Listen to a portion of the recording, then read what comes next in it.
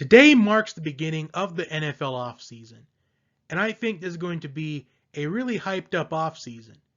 But it's going to be centered around the huge question that's pretty much been going around ever since the Patriots got eliminated from the playoffs, is where will Tom Brady play in 2020? Now, ever since the Pats got eliminated, the Chargers and the Raiders, they're being rumored as contenders for Tom Brady. And yesterday, there were rumors that said that the Raiders are going to try to pursue Tom Brady in free agency. And then another rumor says that the Patriots are willing to pay $30 million a year to keep Tom Brady around. So for the Patriots, that could be about $60 to $90 million that they're looking at of keeping Tom Brady around. But I just want to give just a brief thought on it, because this is meant to be a mock draft and this is meant to be saved for another day. But I personally think that with this Hulu commercial last night, with him saying the words, "I'm not going anywhere," I don't necessarily think that he's going to stay in New England. At least that's not really my first thought.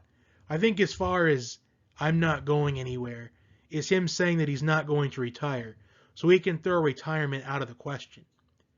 But later this week, probably on Thursday or Friday, I will make a video on where I think Tom Brady will play in 2020.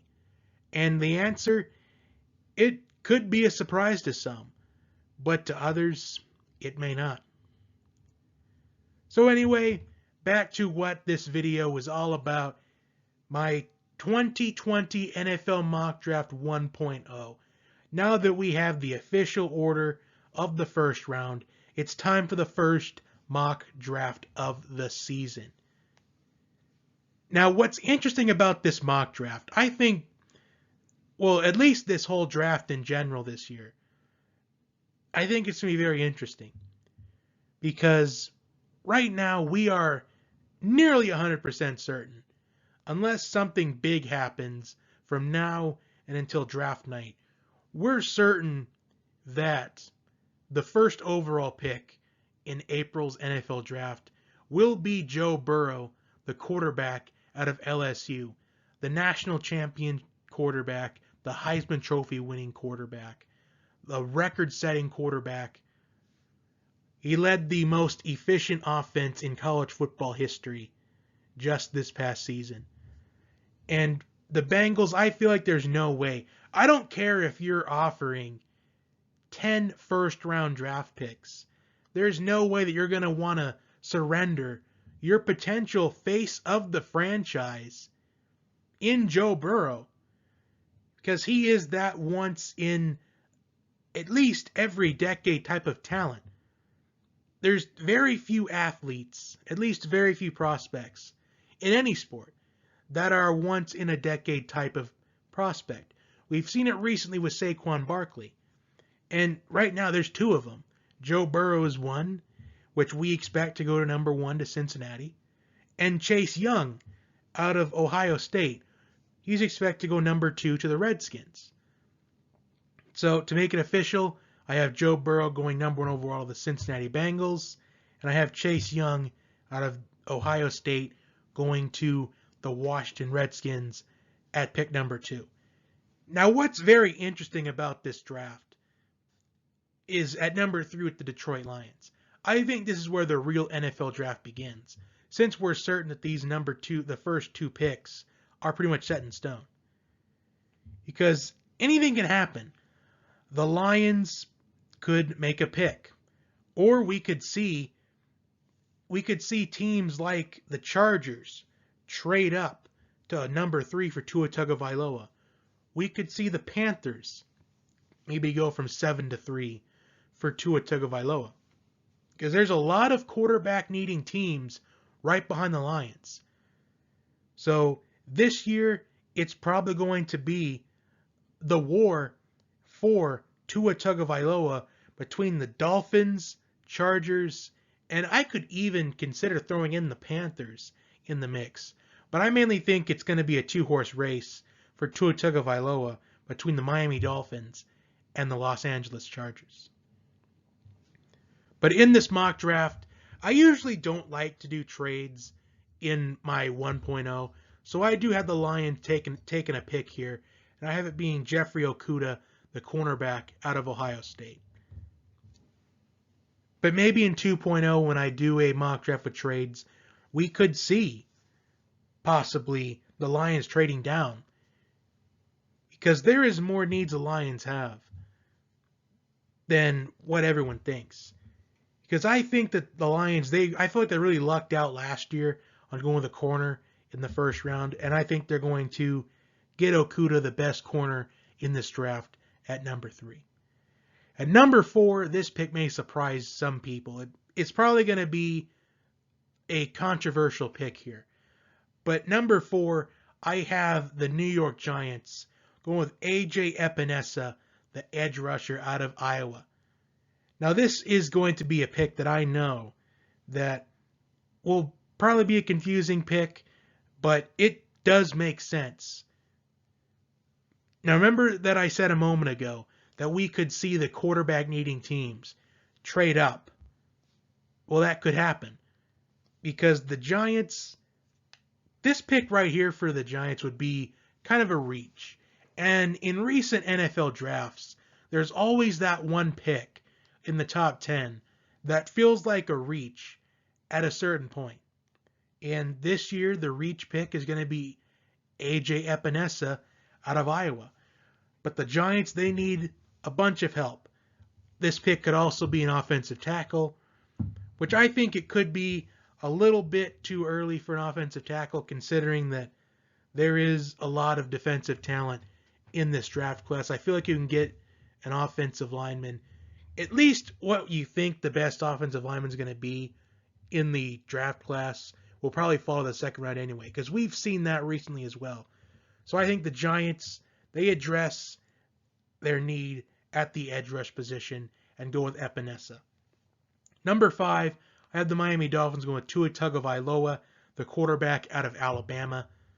And this is a pick that could almost be set in stone. The Dolphins, they were tanking for Tua Tagovailoa. It seemed that they were being open about it towards the beginning of the season. And now they get Tua Tagovailoa. The Dolphins winning games, it really paid off, especially week 17. That is a huge confidence booster going forward if you're the Dolphins. And the fact that they didn't have to use a lot of money, at least a lot of bonuses, for signing the number 1 overall pick, I feel like that's huge for Miami going forward. At number 6, I have the Los Angeles Chargers going with Justin Herbert, the quarterback out of Oregon. And with the Chargers being potentially rumored as a potential suitor for Tom Brady, I feel like if they were to pursue Tom Brady, because, there's really no question that the Chargers are going to take a quarterback in the first round. That's really no question, considering that they agreed to part ways with Phillip Rivers.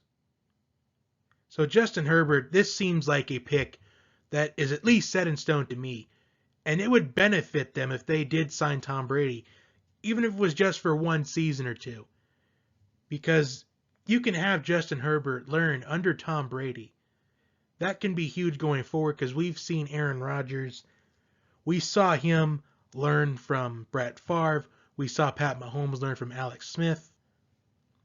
So Herbert at 6 to the Chargers, I think that is one of the few set in stone picks for this NFL draft.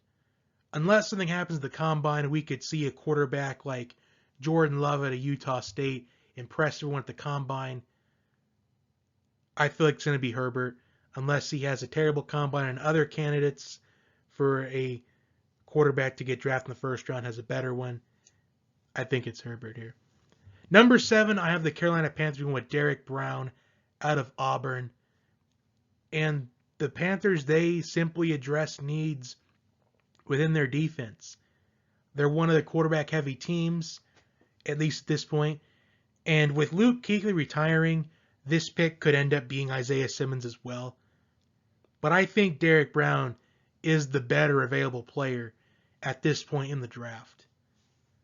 So I have Derek Brown going at 7 to Carolina. Number 8, I have the Arizona Cardinals going with Andrew Thomas, the offensive tackle out of Georgia. The Cardinals, I felt like, failed to address their need within their offensive line last year. I feel like they should have addressed their offensive line needs earlier, like early in the draft, probably maybe second or third round.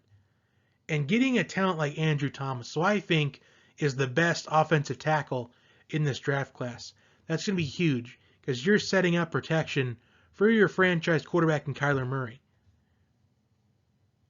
Although I think possibly we could see this pick being CeeDee Lamb out of Oklahoma. If it's not Andrew Thomas, I could see it being CeeDee Lamb. It wouldn't surprise if they did. Considering that Kyler Murray and CeeDee Lamb were teammates at Oklahoma, I feel like that can build chemistry between your franchise quarterback and what could potentially be your go-to wide receiver, with Larry Fitzgerald not getting any younger. So I think it's going to be Andrew Thomas.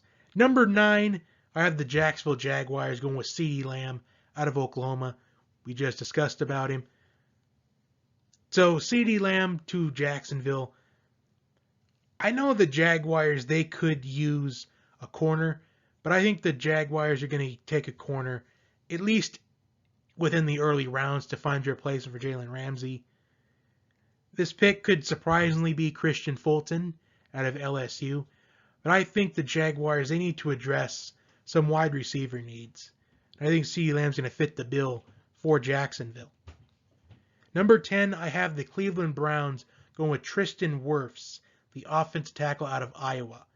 The Browns need protection on the offensive line because the Browns' offensive line just looked completely atrocious last season, and it's looked atrocious for the longest time. And it's about time the Browns start addressing their needs at the offensive tackle position.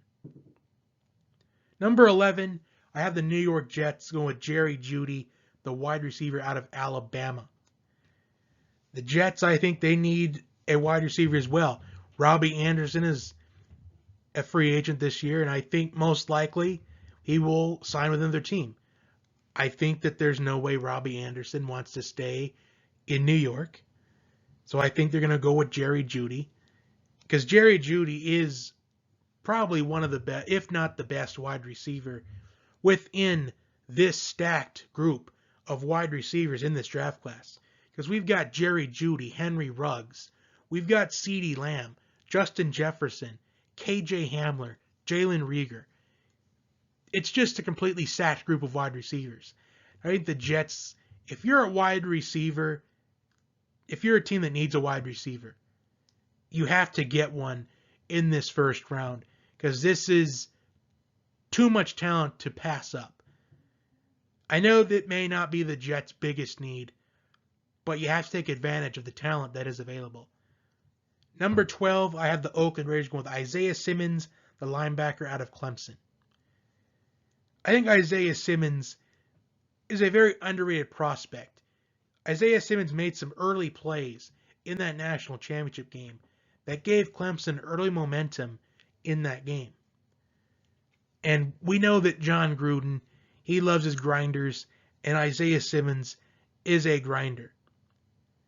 So I think this could end up being the steal of the draft. And we saw the Raiders go with Colleen Farrell out of Clemson last year. So we could see a lot of defensive prospects from Clemson being drafted by the Raiders in upcoming years. Number 13, I have the Indianapolis Colts going with Henry Ruggs, the wide receiver out of Alabama. Now this could be a risky pick if you're in a position that the Colts are in, because Henry Ruggs has been dealt with some injuries last season, and that could hurt his stock a little bit. But I think Henry Ruggs at 13, I feel like it's pretty reasonable, although I could see Henry Ruggs falling towards maybe 21 to Philadelphia. But I think that a wide receiver for the Colts would be huge, especially with potential rumors of Phillip Rivers signing with the Colts in free agency. because you're going to have Henry Ruggs and T.Y. Hilton to throw to. So that's huge for the Colts offense. Number 14, I have the Tampa Bay Buccaneers going with Javon Kinlaw, the defensive lineman of South Carolina. Now, a lot of teams, we saw some mind games in the past NFL drafts. We saw last year the Steelers trade up for Devin Bush, knowing that the Bengals were going to take Devin Bush next. And in the NFL draft before that, we saw the Eagles select Dallas Goddard because they knew the Cowboys were going to take Dallas Goddard with the very next pick. And this is something very similar. Tampa Bay, they need to address needs within their defense. And I think Kinlaw is one of the more underrated prospects in this draft class. I feel like he's going to have a great combine.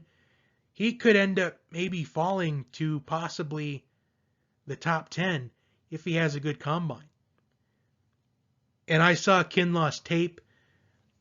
He is a prospect that could instantly fit into a defense. I think he has the potential to be the next Aaron Donald. And this is also because this is another mind game as well. Because a division rival, the Falcons, they pick 2 picks after this. And it could be someone that the Falcons are really looking at. And the Buccaneers just take him from the Falcons. And that could happen as well. So that's who I have it going at 14. Number 15, I have the Denver Broncos going with Christian Fulton, the cornerback out of LSU. Now the Broncos, they need help in their secondary. And I think Christian Fulton, I think he is the second best prospect, at least amongst the cornerbacks in this draft class, only behind Jeffrey Okudah. And I think this could be a big steal, considering that Christian Fulton could go a little bit earlier than this. So I feel like you have to take advantage of a talent like him. And I think this would be a big fit for that Broncos defense, especially with Vic Fangio. Number 16, I have the Atlanta Falcons going with K'Lavon Chaisson, the edge rusher out of LSU. Now, with it being speculated that the Falcons aren't expected to pursue anything as far as Vic Beasley is concerned, with them not planning to re-sign him in free agency, Vic Beasley is now a free agent. And Takk McKinley has really underperformed in that defensive line. So I think Chaisson, I think he's going to be simply the replacement for Vic Beasley. And Vic Beasley had one good season, and that was pretty much it. Hopefully Chaisson will work out in this Falcons defense. And I think he will. I think that this is a pick that the Falcons had to take, especially with Epinesa being off the board. I think that's the pick the Falcons need to go to. Because ever since the fourth quarter of Super Bowl 51, even before that, even in the Super Bowl run, we've seen the Falcons defense have major weak points. Especially, they can't get to the quarterback. We've seen that all throughout, ever since the last 2 seasons, really. We've seen the Falcons fail to get to the quarterback. And I think Chaisson, I think he's going to provide a spark in that Falcons defense. Number 17. Now, have we ever seen 3 players from the same school go back to back to back? I can't remember. But in this mock draft, it happens. I have the Dallas Cowboys going with Grant Delpit, the safety out of LSU, going at 17 overall. And the Cowboys, they need a little bit of help within the secondary. And I think Grant Delpit, I think he's going to provide a spark for that Cowboys secondary. And he is a very talented prospect. In fact, last year, if he was able to come out, he probably would have been a top 10 pick. He's just that talented. And for the Cowboys to get him at 17, I think that is big value for the Dallas Cowboys. Number 18, I have the Miami Dolphins go with Mekhi Becton, the offensive tackle out of Louisville. The Dolphins have so much that they need other than a quarterback, because they need help within their offensive line.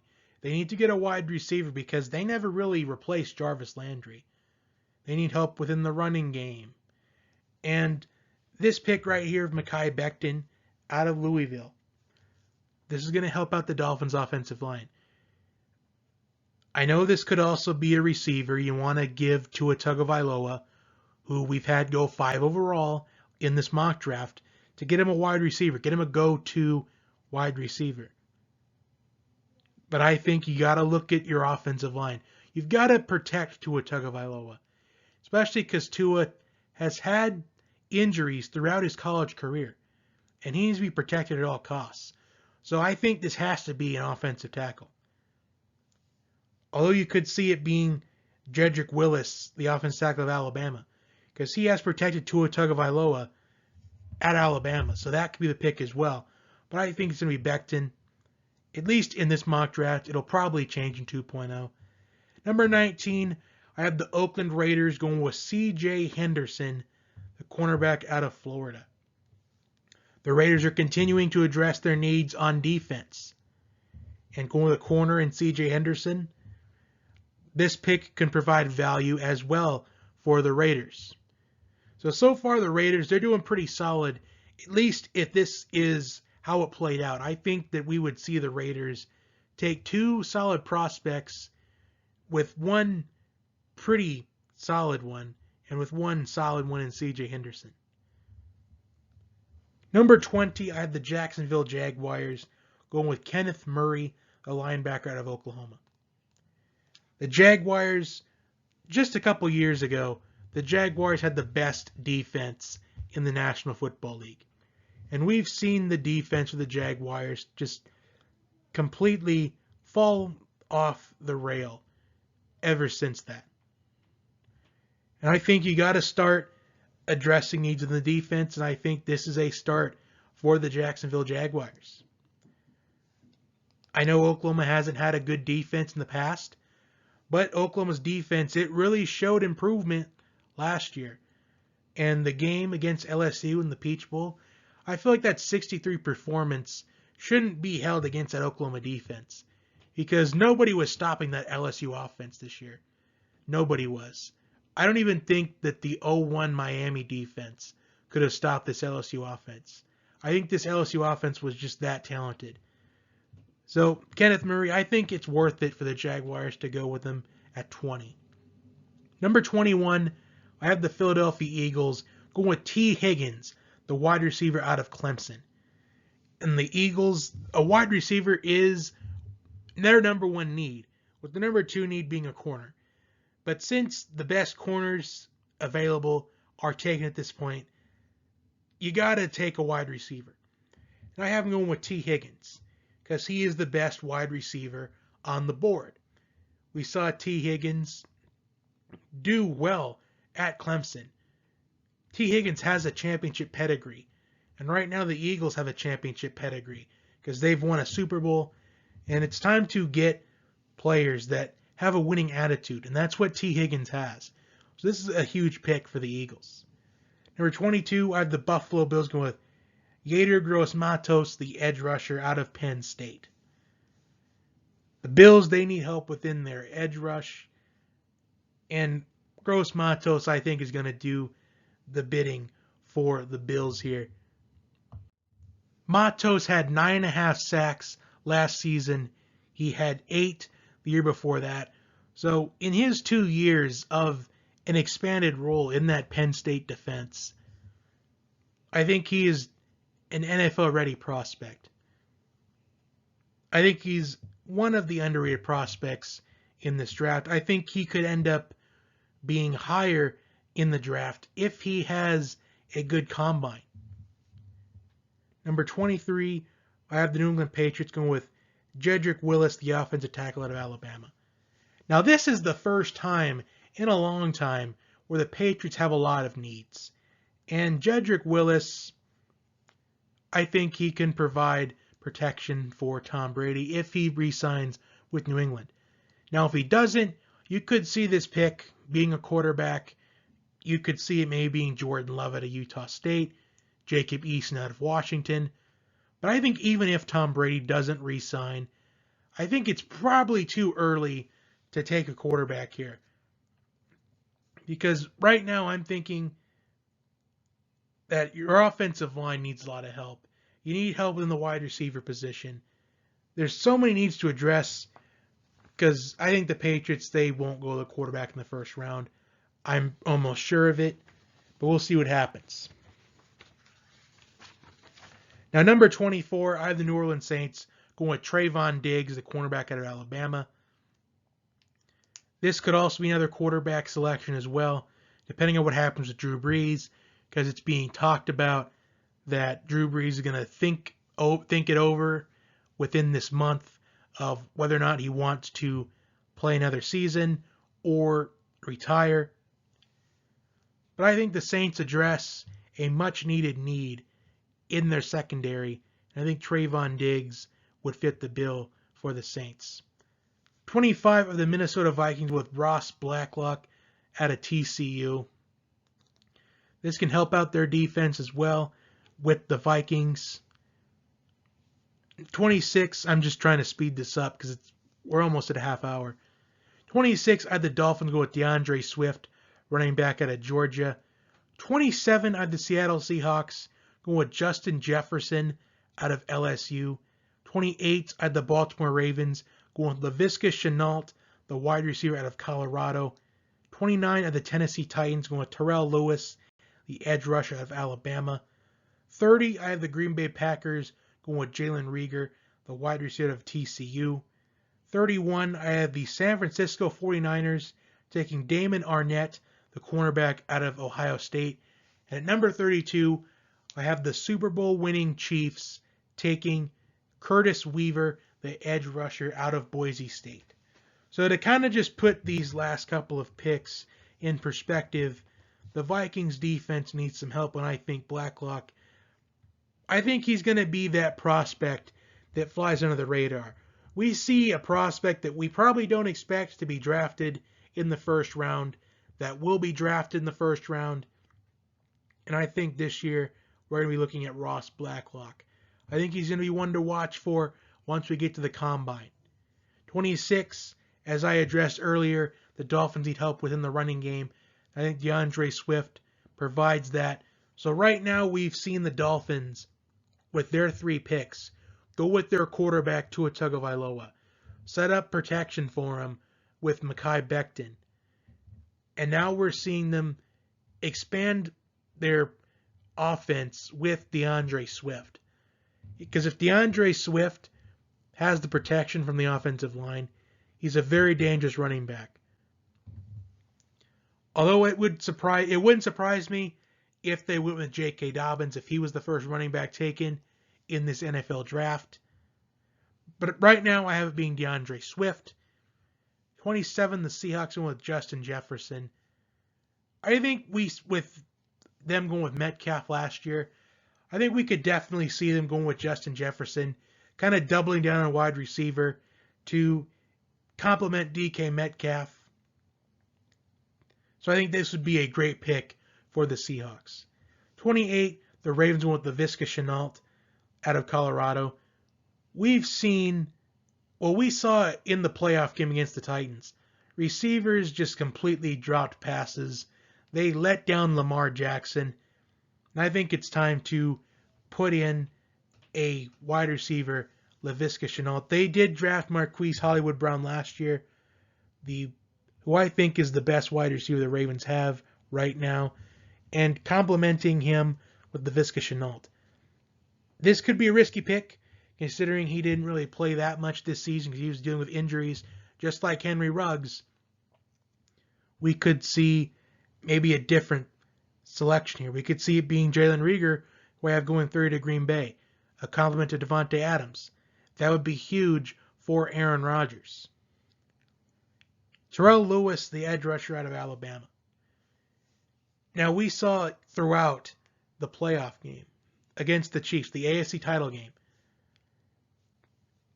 They just had a difficult time getting into Pat Mahomes during that game. The later on the game went, the better Pat Mahomes got.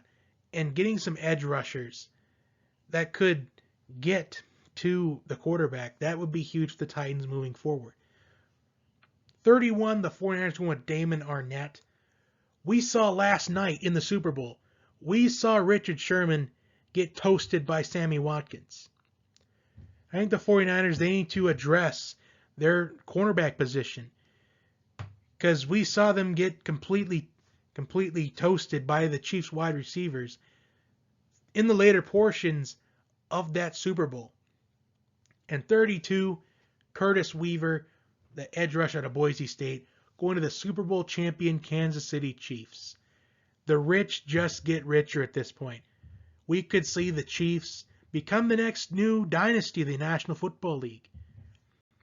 And Curtis Weaver would just make the Chiefs defense look a lot better. Curtis Weaver is one of the most underappreciated prospects in this draft class, because that's just what happens a lot of the times. We see a group of 5 prospects really not get the attention they deserve because of the lack of competition that they played in college ball. We've seen that a lot. We saw Noah Spence have the talent of a top 10 prospect fall all the way to, I think it was the 3rd or 4th round, but I think it's more of the 3rd round because of where he played at college, where he really proved himself. Because eventually Noah Spence at one point played at Ohio State, but then when he went to a school that doesn't have much talent to go up against, we saw his draft stock plummet all the way to the 3rd round. And I think that could happen to Curtis Weaver. But I think it'd be worth it for the Chiefs to go with Curtis Weaver at 32 overall. So that is my 1.0. Comment your thoughts down below. Comment your thoughts on who I had your team selecting. Like, share, and subscribe. And I will see you next time. Later this week will probably be my Tom Brady Where We Play in 2020 video. So be sure to check that out. And I will see you next time.